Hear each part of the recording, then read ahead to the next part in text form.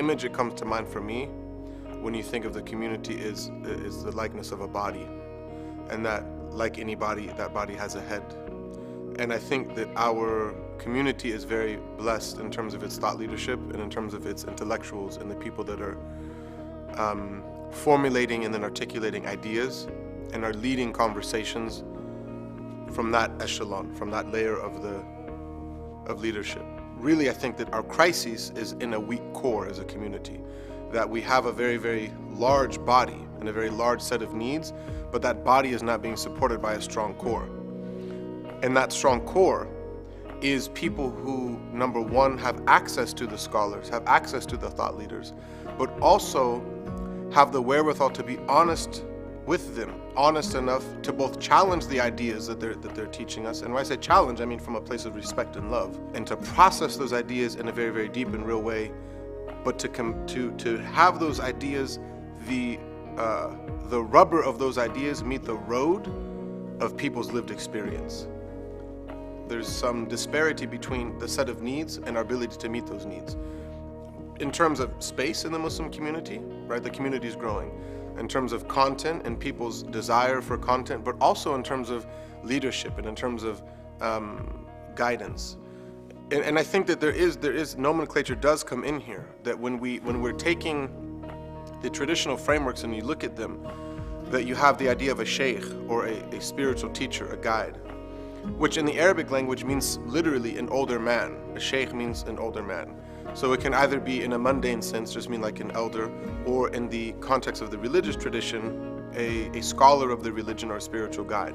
Because we're importing these frameworks that, number one, are not English words, and number two, have different implications depending on the country that one is hailing from, and depending on the tradition that one studies in, a sheikh, a mufti, an imam, an ustad, etc.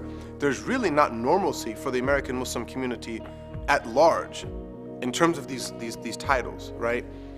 So if you say in the context of academia, so-and-so is Dr. so-and-so, which means they're a professor, that means something. That's a very, very specific, clearly identified level of qualification based on the person's study or their writing, etc. Whereas when you say ustad, it kind of just means a teacher. So what you'll find amongst some of the Muslims in America who call themselves traditionalists is there's almost like this ranking, like sheikh, imam, ustad, and then you have this very ambiguous Sidi thing. The point being, there's no qualifying, there's not like an ombudsman that is like checking people out and then saying, okay, you deserve this title. So you'll find someone who's studied for decades and decades, and that person may be called a sheikh, or someone who's been in community service since literally before I was born, and that person's called imam. But then someone else shows up on the scene and they've been putting in work for a couple months or a couple years, and all of a sudden they're a sheikh or they're an imam. So we see that there's not really normalcy. Our response to all of this is developing what we call mu'allifs. And a mu'allif is someone who's engaged in the process of reconciliation, who's for all intents and purposes a translator between the scholarship and the laity, between our leaders and the general mass or the general populace of the community, and are critically engaging both of those segments, and are borrowing from the scholars ideas and principles and their own spiritual development that will then enable them to properly, critically, and adequately serve the mass of the community. Mu'allif comes from the same word as ta'lif. Allafa, it means to bring two things together or to bind two things together. And in the context of the community, it means to bring hearts together, to create this process of conciliation. Part of what we're taking as a responsibility upon ourselves is to develop those people, to train those people, right? And it's beautiful that it's happening as many lanes on a highway. What's happening at Zaytuna College with the development of imams and scholars and thought leaders, that's one lane on the highway. What's happening where people are going overseas or they're engaged in rigorous study here at home, that's another lane on that highway. People who are just doing chaplaincy, that's another lane on the highway. People who are academics is a lane on the highway. All we're saying is that we have a very unique lane on that highway, and trying to create people who understand all of those roles, but are for all intents and purposes a hamzatul wasl, people who are able to bring those different people together, both by sharing best practices, but by this process of mutual service. Because if people don't understand that it's a lane, they may experience it as a lone highway. And I think that there is an interesting parallel in medicine, because you do have scholars of medicine that are training physicians, and then you have surgeons, and you have specialists, and you have people that are doctors training residents, and then you have people that are in residency, people who are in med school, people who are studying nursing, and you also just have people that are at the reception desk, and that's all they're doing. They're not a medical professional.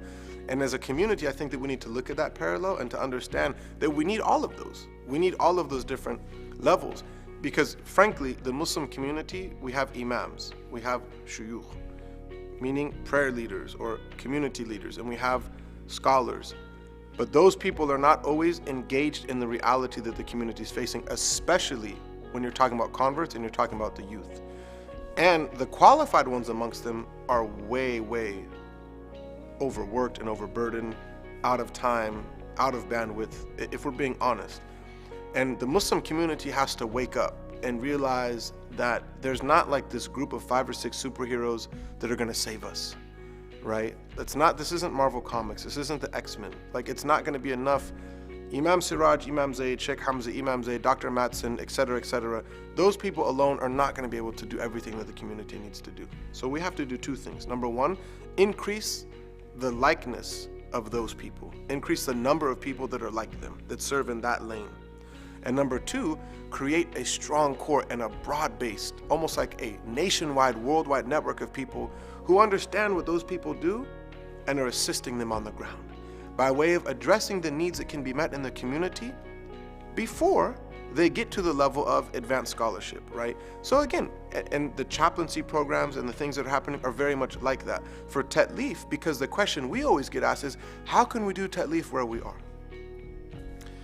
And the answer to that is, you can build a space, and we can tell you how to build a space, but making sure the right people are there to greet them when they come, that's gonna take training, that's gonna take development. So communities that wanna create these type of spaces need to invest in developing the human resources that are necessary to make sure that the magic happens when someone walks through the door. Those are people that are gonna be both the teachers, they're gonna be the volunteers, they're gonna be the person serving the tea.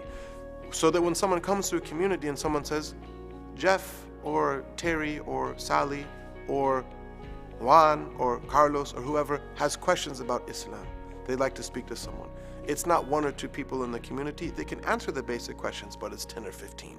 And I really, really believe that that's a big part of what our predecessors in American Islam wanted to do, was to make this affair accessible for people.